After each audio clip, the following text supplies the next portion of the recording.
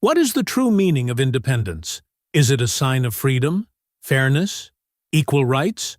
Or does it imply that a whole people will be occupied, displaced, and denied their rights? Israel proclaimed its independence on May 14, 1948. Israelis commemorate this as the founding of their country. They declare a day to be a Jewish victory. Millions of Palestinians, however, saw this day as something completely different. A disaster, a catastrophe, a start of exile, not of freedom. Now let's pose an awkward query. What exactly was promised in the Israeli Declaration of Independence? And what did it produce? Israel's first Prime Minister, David Ben-Gurion, read the country's formal Declaration of Independence in front of the world on that day in 1948. It mentioned a country that would grant equal rights to all of its residents, irrespective of race or religion, a Jewish homeland founded on historical claims, a dedication to amicable relations with its neighbors. It sounds honorable, doesn't it? Let's dissect this, though. Why did more than 750,000 Palestinians, who had inhabited that country for centuries, lose everything if this declaration really guaranteed freedom and equality? Because Palestinians were dealing with the Nakba at the same time that Israel was announcing its independence.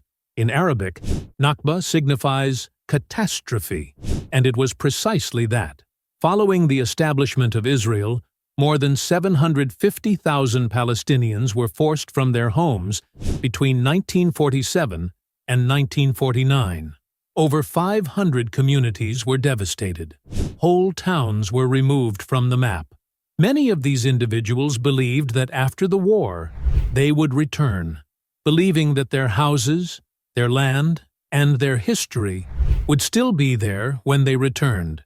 They closed their doors, grabbed their keys, and ran for their lives. However, they never returned, because Israel systematically destroyed Palestine in addition to declaring its independence. Ethnic cleansing resulted from the same constitution that promised equal rights.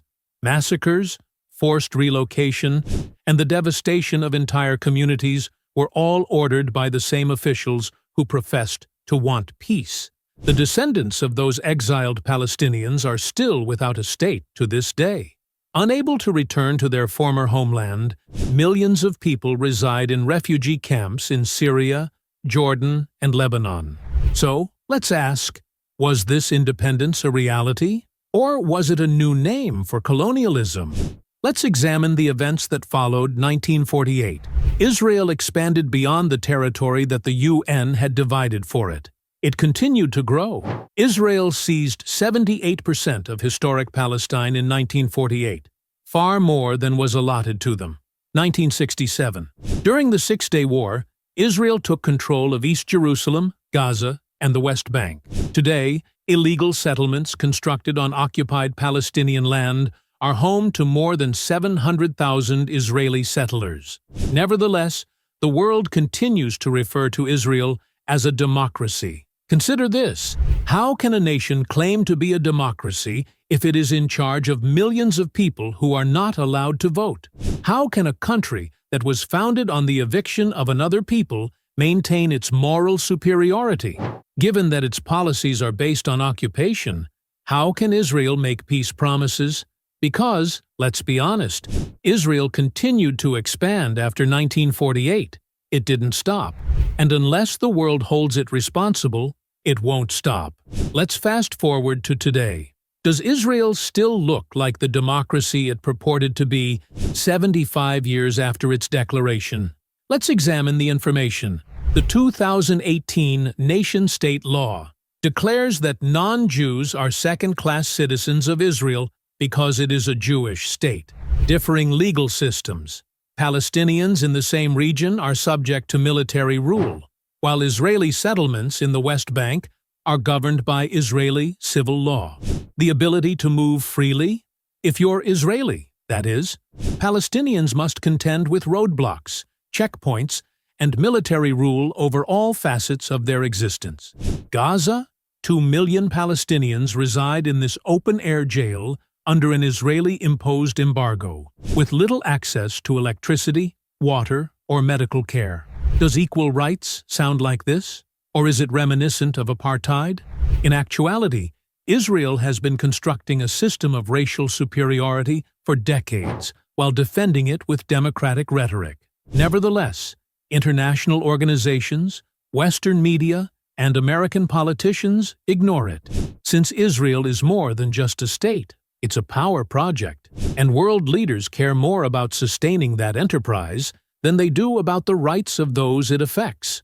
Consider this. Why don't Western politicians support Israel's system in their own nations if it is so excellent? Why don't American cities construct apartheid walls?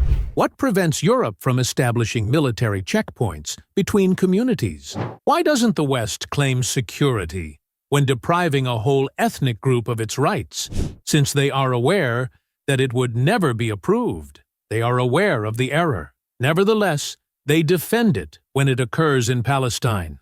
The United States provides Israel's war machine with billions of dollars in military aid. By vetoing any resolution that would make Israel accountable, it defends the country in the UN. Why? Because democracy is not what Israel is. It's about control, power, and maintaining political instability in the Middle East. Israel dominated the narrative for decades. However, it is no longer the case. The International Court of Justice, ICJ, is considering accusations of genocide against Israel. Human Rights Watch and Amnesty International have proclaimed Israel to be an apartheid state. Palestinian liberation is being demanded in large-scale demonstrations around the globe. At last, the truth is coming to light.